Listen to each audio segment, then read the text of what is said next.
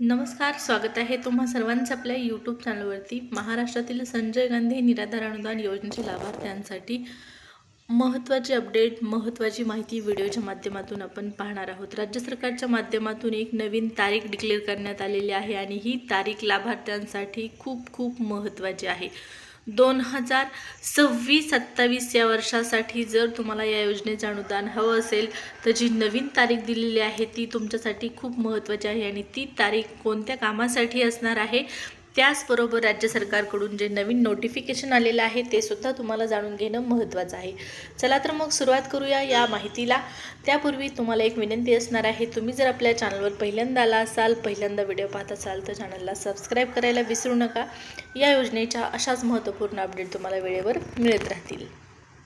तर या ठिकाणी पहा, अपडेट सुरुवात करण्यापूर्वी जी तारीख आहे ती पाहण्यापूर्वी तुम्हाला माहीत असेल जून महिन्याच्या 30 तारखेपर्यंत तुम्हाला हयात प्रमाणपत्र सादर करावायचं होतं, अन्यथा तुमचं पेन्शन बंद करण्यात येईल अशा पद्धतीच्या स्पष्टपणे सूचना या अगोदर देण्यात आलेल्या होत्या। आता या प्रमाणपत्रासोबतच तुम्हाला आणखीनही काही डॉक्युमेंट द्यायची होती। त्यामध्ये पहा, जे तुमचं हयातीचा दाखला आहे, प्रमाणपत्र सादर करण्यास जूनची शेवटची तारीख होती, मात्र ज्या लाभार्थ्यांना अद्यापपर्यंत हे जमलेलं नाही, ज्यांनी आणखीनही हे प्रमाणपत्र सादर केलेले नाही, त्या सर्व लाभार्थ्यांसाठी पुन्हा एकदा नवीन संधी उपलब्ध झालेली आहे। सगळ्यात मोठी, सगळ्यात महत्त्वाची अपडेट आहे। पहा, स्पष्टपणे राज्य सरकारकडून सूचना देण्यात आलेल्या होत्या। हयात प्रमाणपत्र नसल्यास जुलैपासून विविध शासकीय योजनांचं पेन्शन बंद करण्यात येणार आहे। संजय गांधी निराधार योजना, वृद्धापकाळ निवृत्तीवेतन योजना, संजय गांधी निराधार अनुदान योजनेसह श्रावणबाळ योजना, त्याचबरोबर या योजनेतील सर्व लाभार्थ्यांना ही सूचना लागू होती आणि 30 जून अखेरची शेवटची तारीख होती। या प्रमाणपत्रासोबतच आणखीनही तुम्हाला महत्त्वाचे डॉक्युमेंट सादर करायचे होते आणि हीच आता तारीख वाढलेली आहे। ही तारीख वाढलेली आहे, होय बरोबर आहे। या ठिकाणी स्क्रीनवरती पाहू शकता, 1 जुलैपासून या योजनेमध्ये मोठे बदल करण्यात आलेले आहेत। आता हयातीचा दाखला सादर करण्यासाठी तुम्हाला 30 तारीख अखेरची होती, मात्र इतर दाखले सादर करण्यासाठी सुद्धा हयातीचा दाखला जमा करणं बंधनकारक आहे आणि याची ऑनलाईन प्रिंट तहसील कार्यालयाच्या माध्यमातून जमा करा किंवा पोर्टलवर अपडेट करण्यासाठीची लाभार्थ्यांना सूचना वेळोवेळी देण्यात आलेली होती। मात्र या कागदपत्रांसोबतच उत्पन्नाचा दाखलासुद्धा तुम्हाला देणं बंधनकारक होतं। उत्पन्नाचा दाखलासुद्धा तुम्हाला त्या ठिकाणी द्यायचा होता आणि उत्पन्नाचा दाखला देण्यासाठी 15 जुलैपर्यंत मुदतवाढ करण्यात आलेली आहे। पाहू शकता, आता उत्पन्नाचा दाखला सादर करण्यासाठी 15 जुलैपर्यंत लाभार्थ्यांना मुदतवाढ देण्यात आलेली आहे। यामध्ये ज्या व्यक्तींचं वय 50 वर्षापेक्षा जास्त आहे त्यांना 5 वर्षातून फक्त एकदा हा दाखला द्यावा लागतो। उत्पन्नाचा दाखला 5 वर्षातून एकदा द्यावा लागतो, मात्र इतर जे लाभार्थी आहेत त्यांना दरवर्षी हा दाखला सादर करावा लागतो आणि हाच दाखला सादर करण्यासाठी 15 जुलै ही तारीख असणार आहे। 15 जुलैपर्यंतची मुदतवाढ लाभार्थ्यांना देण्यात आलेली आहे।